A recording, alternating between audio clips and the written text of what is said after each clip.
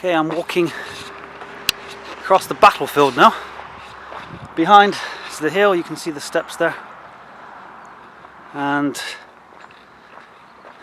I'm just tingling all over walking along here. I thought there may be certain spots, but this is just... Oh, this was something else, this one.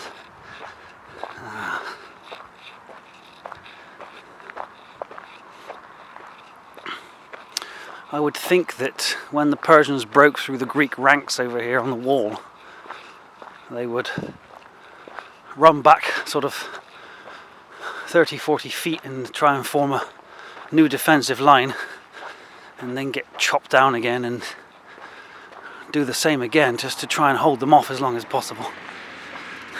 But once they break through, that's it.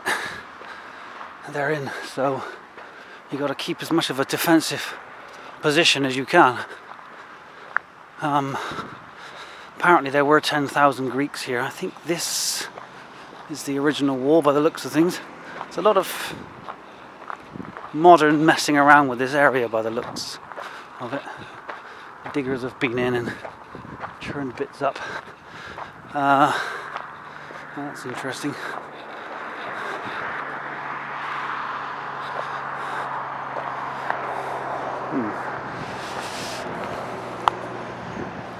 This almost looks like a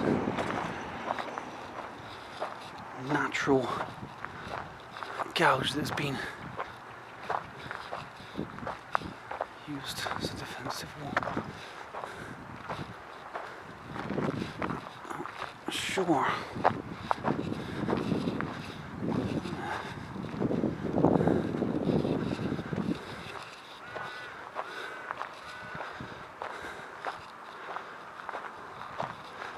Yeah, I think that's it. Judging by the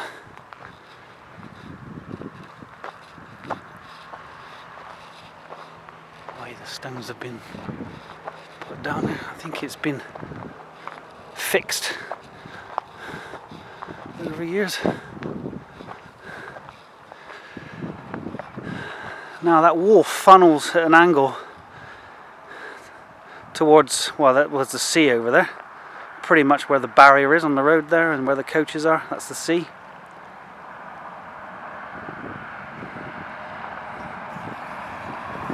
Interesting. The wall isn't straight, which would take it in that direction. This goes off at an angle.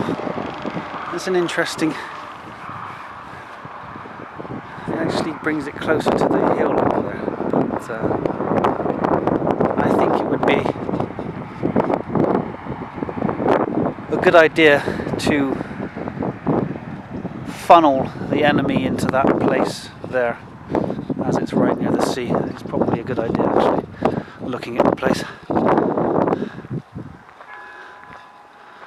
So, 10,000 Greeks here along this wall. Persian army coming across that plain there. I don't want to step on this wall, I don't want to damage it. I can step over it. So this is a double defensive wall here.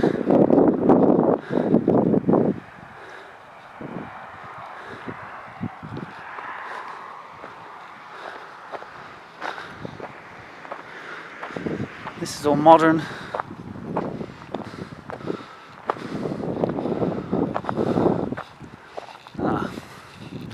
Another wall there. What's been going on here in a modern sense? Looks like bits of the floor have been dug up and moved around for some reason. So I'm not feeling anything right now. It's at the beginning of that walk. So here's the Persians.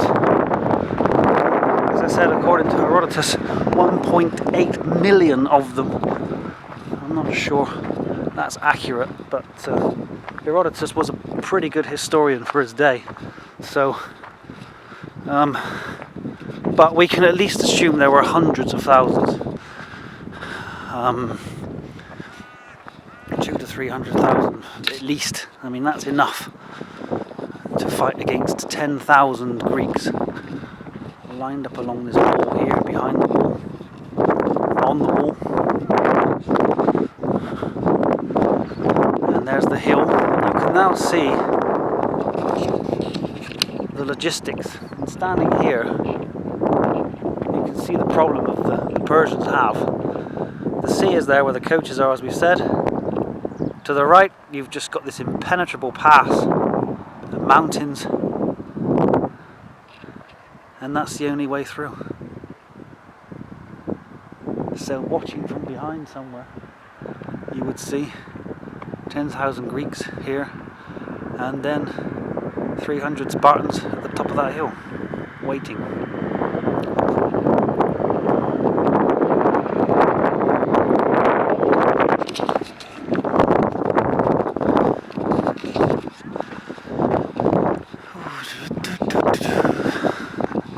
You can imagine marching, run. You can hear the sound of clashing metal and screams of agony, arms being chopped off, blood everywhere. It's pretty horrific. Jesus. So there's the wall. Pretty much the battle started here. The wall, you can see the remnants of the wall going down the line there. That would have gone straight to the sea.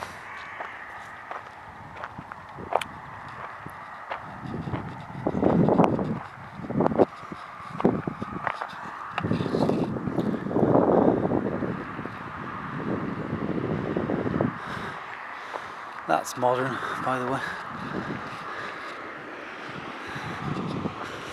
So this is it. You would have been standing here, watching this huge army come towards you.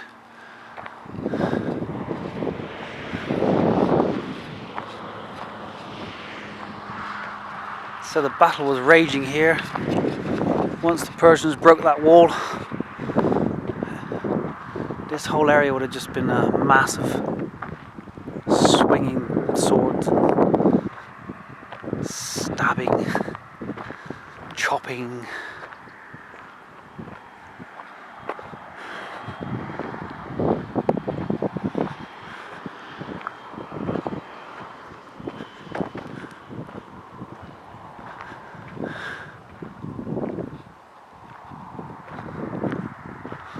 Come back towards the hill.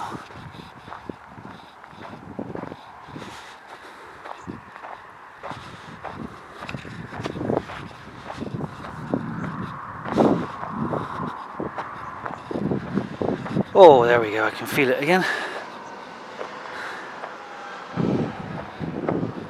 Oh, it's very strong around here. That's where I felt it from beginning over there to here. That's where I was feeling it earlier, so I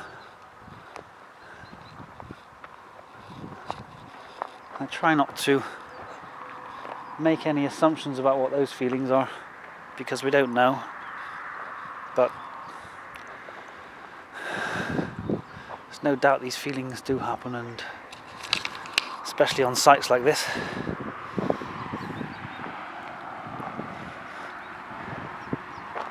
Anything that occurred here would be guesswork, of course. It's potentially another double wall there. You can probably make out I'm standing in the middle of it, potentially. It's could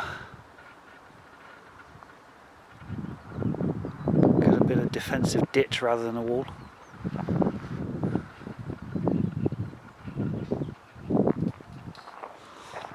It's a possibility, but I wouldn't like to put money on that.